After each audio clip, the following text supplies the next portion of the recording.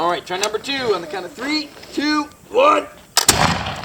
There we go. All right.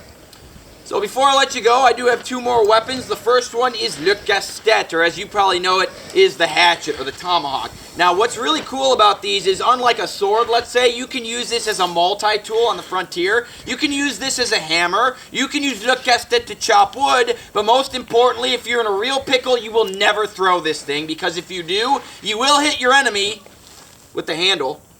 Yeah, these are not weighted to be thrown. These are weighted to chop wood and be used as a hammer. But if you are in a real pickle, you can still use this thing to smash somebody's face in, which is where it gets its name. Castet, translated into English, means head smasher. I like the French. Now, my last weapon is actually even more brutal, in my opinion. And what it does is it turns my shooty thing into a shooty stabby thing.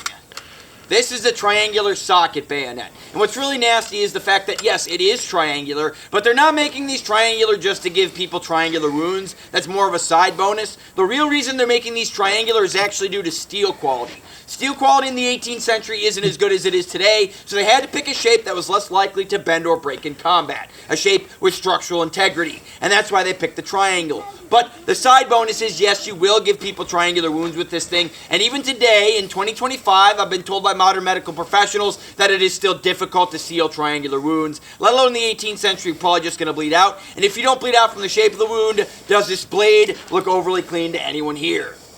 It shouldn't. It's covered in rust and dirt, which is going to give you a very nasty infection, not to name many other things. So that's why this tends to be less of a weapon and more of a scare tactic. And here's why. You tell me what you would do if you were outnumbered and you saw me and 1,000 of my French buddies, and they're not going to run at you like you see in the movies. That's a terrible idea. Instead, what they're going to do is they're going to keep their line, and they're all going to start walking at you like this, giving you time to think about this encroaching wall of triangular 6-foot pikes covered in rust, dirt, and probably other assorted bodily fluids. What would you do?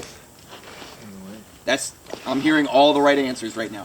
Excellent. All of you, no Darwin Awards need to be handed out today because you guys all ran away. And that's the right answer because you get to live to fight another day. Had you picked something else, it probably would have been either taken prisoner or turned into triangular Swiss cheese. Now, when you run away, you get to live to fight another day. And to sweeten the deal even further is if you were my enemy and you were to run away from me as an infantryman, I'm probably not going to chase after you because you just left the field and I've taken it. I've won the day. My job is done. I don't have to pursue you any further. And speaking of pursuit and running after things, you guys see these 2 heavy wool coats I'm wearing?